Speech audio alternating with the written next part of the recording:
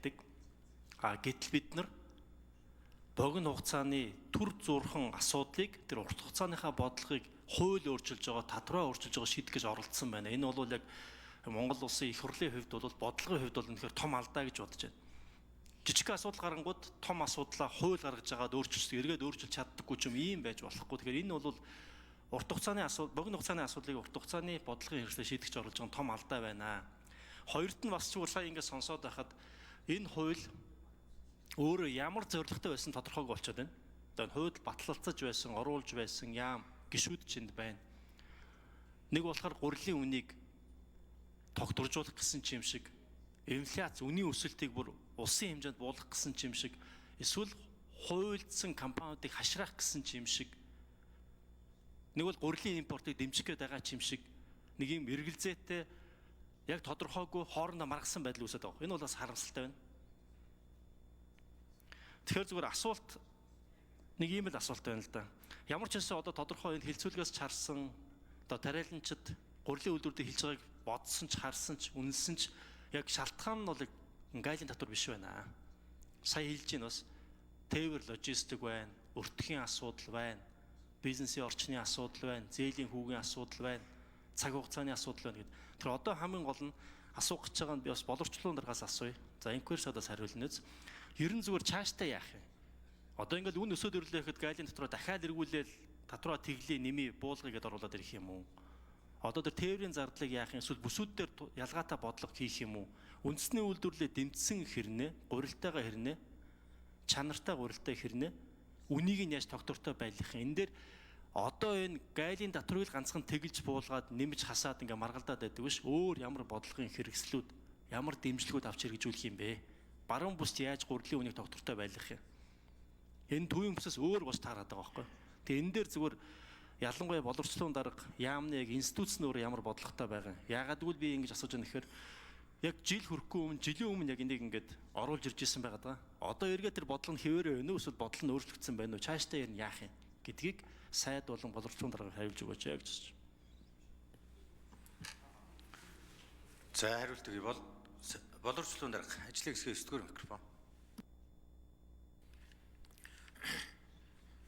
Найдлага гишүүний асуултанд хариулъя. Тэгэхээр өнгөрсөн жил хууль барихтаа яг энэ гурилын үн тогтворжуулах үүссэн нөхцөл байдалтай холбоотойгоор авч хэрэгжүүлж байгаа арга хэмжээ учраас тоон хязгаар хэмжээтэй хугацаатай байсан. Яагаад тэгэхээр хаврын тариалтын үед гурил буудааны асуудал яригдахаар намрын буудааны үнд нөлөөлчдөг учраас бид нар 7 сарын 1-ээс өмнө оруулж ирээд энэ гурилынхаа асуудлыг 25,000 тонныг оруулж ирээд тэгээд үнэ тогтворжуулаад тэгээд тариалтай хэвээ явуулаад намар урцаа урааж аваад ингээд бид нар нэг ийм хэмжээний гурилтай байхад ингээд гарсан асуудлыг шийдэх нэ гэдэг байдлаар явсан.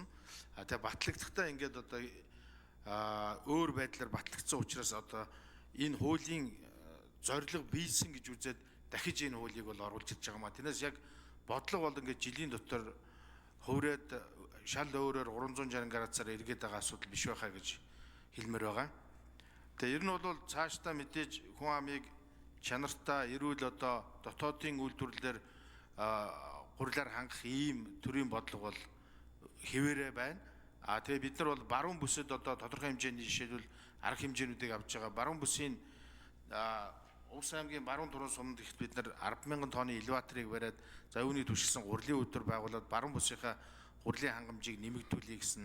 За дээрээс нь зүүн бүстэй бас энэ 10,000 тонны элеваторын асуудлыг бас усын төсвөр ингээд авч хэрэгжүүлээд явж байгаа.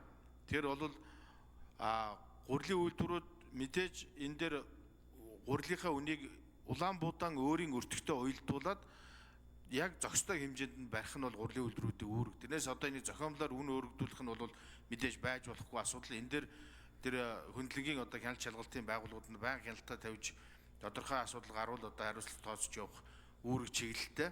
За бид бол ер нь хүн амын хүнсний хангамж буюу түүхий данхдагч түүхий буюу стратегийн бүтээгдэхүүн болох Улаанбуудаагаараа яг гурилын үйлдвэртэй хангамжийг тогтвортой хангах чиглэлд л одоо энэ бодлогоо чиглүүлж явж байгаа гэж л.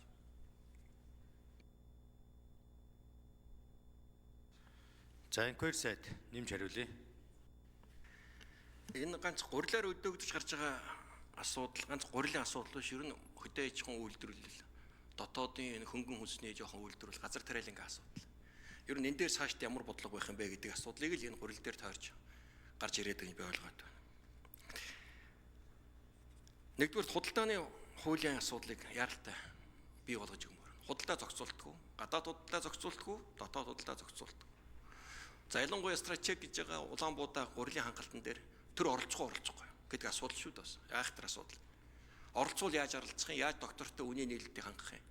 Хэрвээ төр оролцоод үнэн дээр зохицуулт хийнэ гэвэл нөөц бүрдүүлэх асуудал, аль бие усаар их хурлаар төсөвтэй жил болгон тогтмол авч хэрэгжүүлэх хэрэгтэй. Гэх мэтлэн ийм бодлогод байгаа. Бид нөөцөө барайгүй үжиж үн зохицуулах гэхээр савлгаа үүсэж байна. Энийг гайл импортоо чөлөөлөхөөр дотоод үйлдвэрлэл хүндрэл үүсэж байна гэдэг. Энэ гурил бол их сайн жишээ болж байна гэж би үзэж байна. Гурил энэ. За Бадрахын найдлага шин тодруулжсав.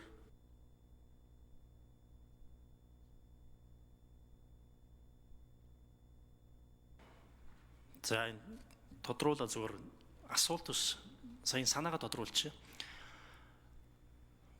Түрүүн боловсролын дарга хэлж байгаа тэр үгүүд бодлого бол хэвээрээ байж болно. Гэхдээ улсын их хурлчин жил болгон одоо хуулийг ингээл өөрчлөөл 180 градус эргээл нэг тавиал нэг буцаагаал ингэдэг байгууллага биш. Тэр хууль бол нэлээд урт хугацаанд хэрэгжиж жинхэнэ бодлого болж одоо шингэн. Тэгэхээр харин одоо гол нь энэ дээр нөгөө хуулиас гадна бусад яамны хэмжээний эсвэл өөр хөшүүргээр бодлогоодыг хийгээд явж байхгүй бол яг зөвхөн хуулийн дөлдүүдад ингээд явах юм бол маш эрсдэлтэй буруу гэж бодож байна. Зарчмын үед буруу, эрс буруу. Одоо энэ хууль жишээлбэл ямар нэгэн байдлаар унчвал яах юм? Эсвэл амжихгүй бол яах юм? Тэгээ одоо тариалт болох гэж байдаг. Тэгэхээр чи ингээд аюултай байгаа даа. Тэгэхээр өөрөөсөө одоо ингээд дараа нэг ингэхдээ заавал хуулиар дамжиж ч юм уу тийм бүдүүлэг байдлаар их хурлаар дамжиж ингээд шийдэж байгаа нь буруу л хэлээд байгаа. Тийм болохоор яамн дээр арай өөр бодлогын эрсдлүүдийг За инquiry сайд. Энэ хуулийн хэрвээ энэ хуулийг өөрчлөө дэмжиж өгвөл засаг эрхээ авчиж байгаа. Засаг өөрөө зохицуулалтаа хийгээл аль бомтоо нээх үү, ямар бараан дээр квота нэмэгдүүлэх үү, хаагур экспорт импортоо дэмжих үү, татах уу гэдэг бодлогоо л хийгээд явна. Өмнө дандаа ингээд шуурхай ажиллагаа хийгээд яваад идэг болцоотой байсан. Шатхуун дээр ч бас тэгдэг шүү дээ. Шатхуун хомсдвол татвараа буулгана, шатхуун нийлүүлэлт гэвэл татвараа бос өсгөнө гэдэг юм уу юм татврын зохицуулалтаа, бомтын зохицуулалтаа хийдэгтэй адилхан энэ Улаанбуудаа гурил дээр бол би юм зохицуулт хийгээд авах болцоо байгаа. Тэгээ тэр эрхээ авахгүй заавал их хурлаар ордог болох болцсон ингээд хууль болчоор ингээд жил тойроод хуулийн процедур болоод ингээд байгаад байгаа. Тэгэхээр ер нь их шуурхай байдлыг л хангаж өгөөч гэж оруулж ирж байгаа зүйл шүү дээ. Бид шуурхай байдлаа хангаад ингээд зохицуулалтаа хийгээд явах болцоотой ийм бараа бүтээгдэхүүн дотоодын чадах бий болцсон байна. Тариаланчид нь бэхжсэн байна. Үйлдвэрүүд нь байна. За Батын Батбаатар гişүн асуулт асууя. Энэ үйл батлагдах үед